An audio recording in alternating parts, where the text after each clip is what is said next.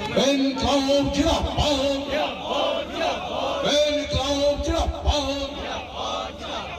আমরা বিকাশ মিটিং কেন তো তাতে কি হয়েছে? তাতে কি হয়েছে?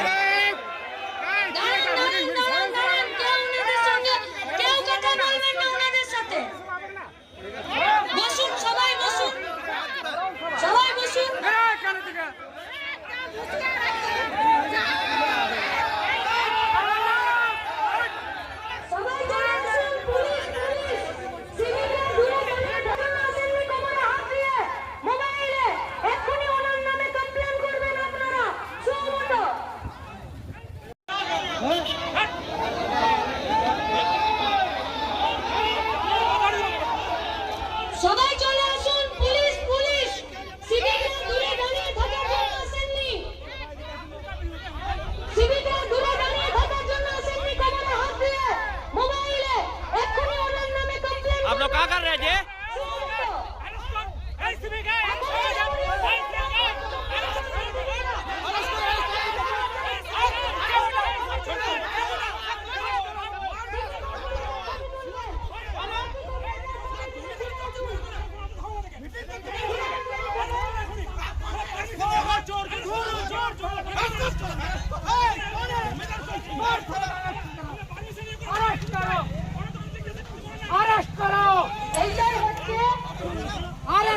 अरेस्ट कीजिए उन लोग को।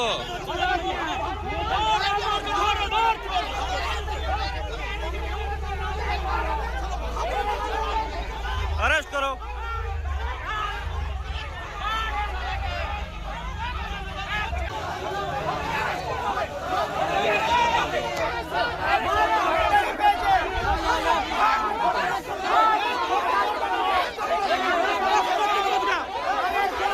वो शेष হওয়ার আগেই দেখলাম কোনো বিজেপি কর্মী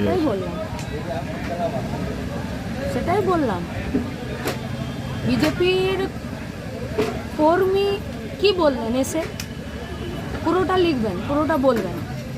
কি বললেন? মিটিং করা যাবে না। কেন না? আমরা সরকার চালাচ্ছি।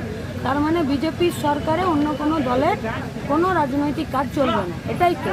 তাহলে এটা বিজেপির পার্টি এবং বিজেপির সরকার এটাকে অ্যাডমিট করছেন।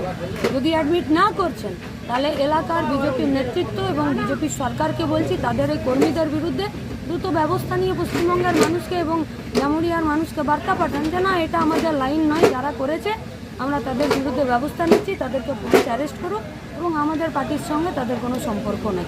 এলাকার মানুষ, গায়ের মানুষ, পাড়ার মানুষ বুঝে নেবে পার্টির সঙ্গে সম্পর্ক আছে কি নেই। আর ওরা আরোপ লাগাচ্ছে দিদি যে আব্দুল কাইয়ুম বললো আমাদেরকে মারো মিটিং শেষ হওয়ার পরে, তো এটা নিয়ে কি? মানে আপনাদের সামনে এসে এখানে বললো যে মিটিং করা যাবে না, সেইটা আপনারা বলছেন। আর ওরা বললো যে কাইয়ুম বলেছে যে মারবো, সেটা কোথায় বলেছে? কোনটা প্রকাশ্যে হলো? ওইখানে বলেছে। প্রকাশ্যে কোনটা হলো? দুটাই প্রকাশ হবে। প্রকাশ্যে কোনটা হলো? দুটাই একটা মিটিং চলছে, এসে নিয়ে বলছে যে মিটিং করা যাবে না, এসে নিয়ে প্রভোকেশন তৈরি করা। পুলিশ চুপচাপ দাঁড়িয়ে আছে। আপনার বাড়ির কালকে একটা অনুষ্ঠান হবে, এসে নিয়ে কেউ এসে তোড়ফোড় করবে, আপনি বসে থাকবেন? আমি শুনলাম যে 10 নম্বরে আপনার 3 নম্বর ওয়ার্ডে 10 নম্বরে একটা রক্তদান শিবির সিপিএমের করাচ্ছিল। সেটা আমার কাছে সূচনা কিছুক্ষণ আগে এসছে। তো রক্তদান শিবিরভাবে চলবে, কিন্তু বিষয় রইল যে ওখানে যারা বলছে যে বিজেপি উল্টাপাল্টা করাচ্ছে, কিচ্ছু না। বিজেপি কেন করাবে? বিজেপির কার্যকর্তারা আশেপাশে থাকছে, অনেক কার্যকর্তা আছে, অনেক পুরনো কার্যকর্তা আছে, যে ওই 3 নম্বর ওয়ার্ডকে সিপিএমের আমল থেকে, টিএমসির আমল থেকে যেভাবে অত্যাচার সয়েছে, ওরা অনেক কষ্টের মধ্যে ওরা ছিল। আজকে যখন বিজেপি এসেছে, আর আমি তো ভিডিও দেখলামও এরকমও, যে ওরা এমন কিছু বলেনি। ওরা জিজ্ঞেস করেছে, দিদি আপনার এখানে রক্তদান শিবির, তা আপনি এখানে বক্তৃতা কেন দিচ্ছেন?